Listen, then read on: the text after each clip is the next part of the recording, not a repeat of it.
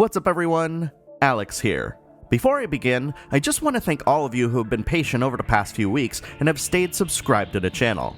I suffered a really tough bout of tonsillitis, a viral infection, over the past several weeks, but now I'm back to making videos again.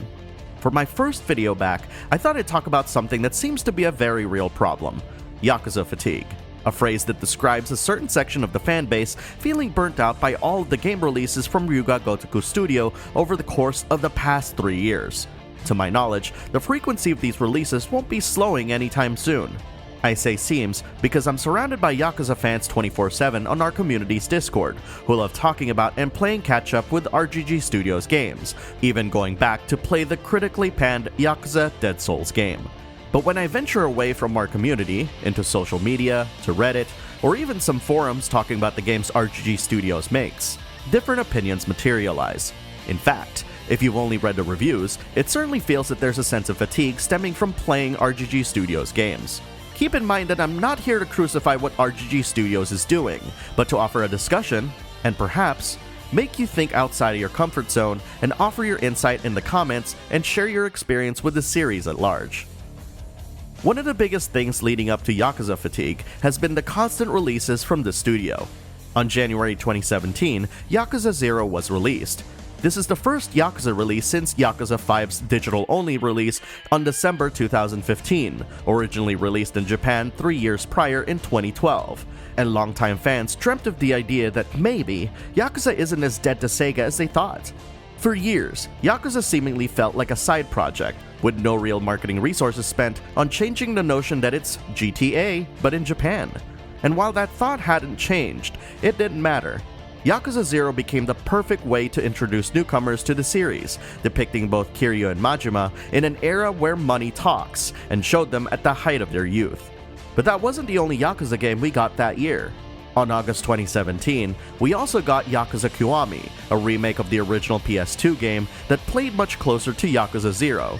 Priced at half the cost of Yakuza 0, it was a good way to encourage players who finished Yakuza 0 to continue to get to know Kiryu a bit better. For longtime fans awaiting the next game in the series, the following year couldn't come any sooner, as Yakuza 6, The Song of Life, promised a definitive end to main character Kiryu's story and closed an important chapter in the studio's history. The game was released on April 2018, sharing a release month with God of War and holding out on its own, boasting a brand new engine, which was also used for Yakuza Kiwami 2, released later that year on August 2018. Another team within RGG Studios then released Fist of the North Star Lost Paradise on October 2018, rounding out the studio's year of releases. Within that same time frame in 2018, remasters of Yakuza 3, 4, and 5 were announced for Japan. Though these have yet to be confirmed for a Western release, it'll only be a matter of time until it does, and I'm guessing these will drop in the West sometime in 2020. But looking into 2019, we've got Judgment, and looming on the horizon for 2020, potentially, is Shin Yakuza, following a Japanese release which I'm predicting will be later this year. So let's recap the Western releases here real quick.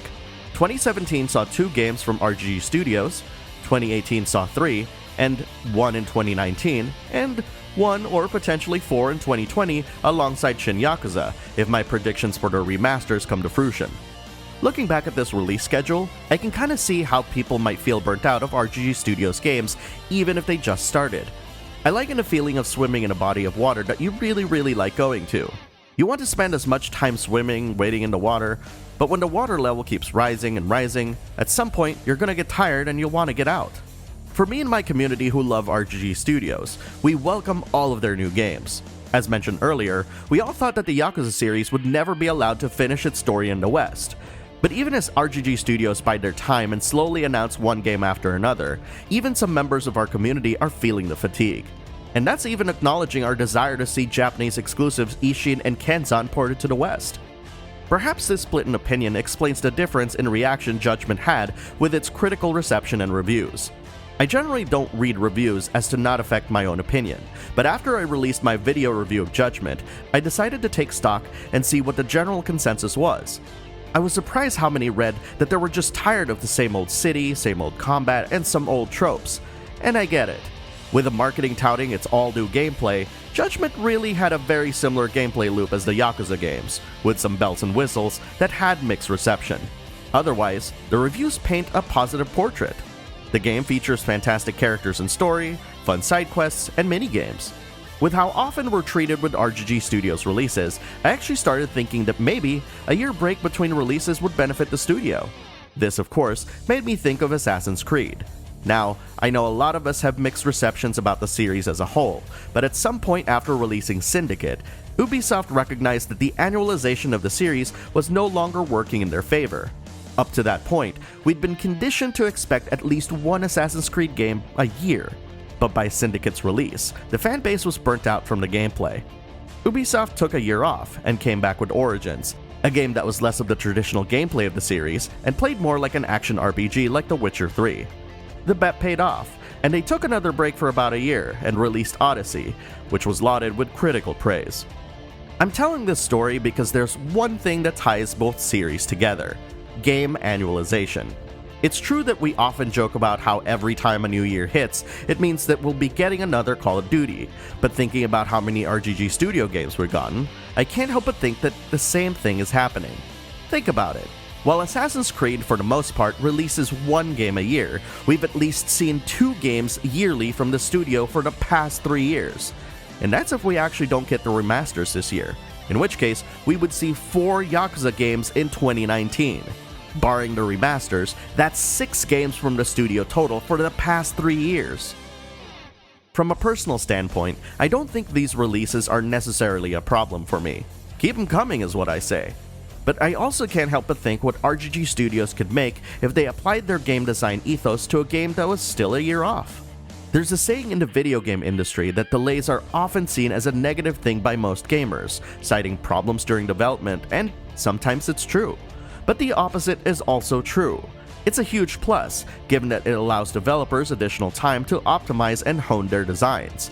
With a release every single year, I almost feel like RGG Studios, well, while entertaining us hardcore fans, is starting to dry up, and I do think about alternatives to their aggressive release schedule from time to time. What are your thoughts about this so-called Yakuza fatigue? Are you getting burnt out yourself? Do you want to allow RGG Studios to make as many games as they can? Or do you agree that perhaps taking a year or 2 off could be good for the quality of their games? I'd love to read all your thoughts in the comments below. Thanks for watching.